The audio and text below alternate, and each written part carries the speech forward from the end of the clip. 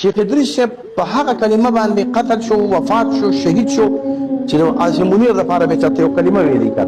نو ټول خلک پیږي په دې باندې. ما دا خو ستا په نوم شهید شوی، ستا په تحفظ کې شهید شوی، ستا په نوم باندې شهید شوی. موږ هم د هغه ملګري په بعضو خبرو کې دا ځان سره یاد ساتئ. موږ د دې ملک بده نه غواړو، قسم په الله که د دې ملک بده غواړو، بلکې دړونه وي چې څوک د دې ملک بده غواړي یا د الله تباه برباد کړي. موږ د دې ملک بده نه غواړو.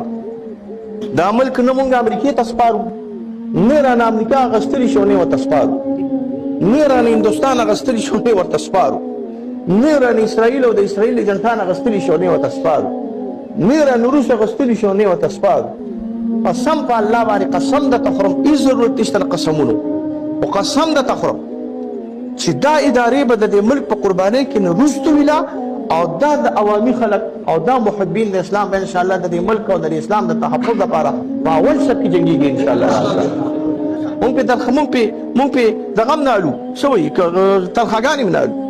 تاسو خو به جنګېږئ تنخوا باندې، الله هم ښه ساته، الله دې دله نور هم تکړه که، الله تعالی که نور د هندوانو خلاف تکړه که، الله هم نور د امریکې خلاف تکړه که، الله هم نور د روس خلاف تکړه که، الله هم نور د اسرائیل خلاف تکړه که.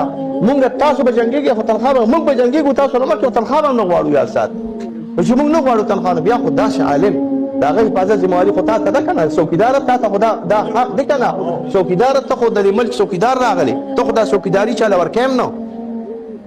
که ملا چېرته وایي چې زه څوکیدار یم نو د سټ نه نیسي ماته، که چېرته بل څوک وایي چې زه څوکیدار یم، ته خو دا څوکیداري چاله نه ورکوې، ستا دې دا څوکیداري مبارک شي.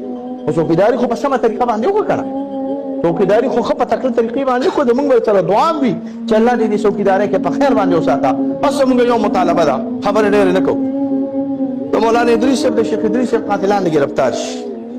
دا نه انټیلیجنس آلات دي چې دوی وغواړي که نه ذکر رحمانه، په یو هفته او په 3 ورځې کې به دا قاتلان ګرفتارېږي، خو په شرط دی چې حکومت د دې قاتل نه وي.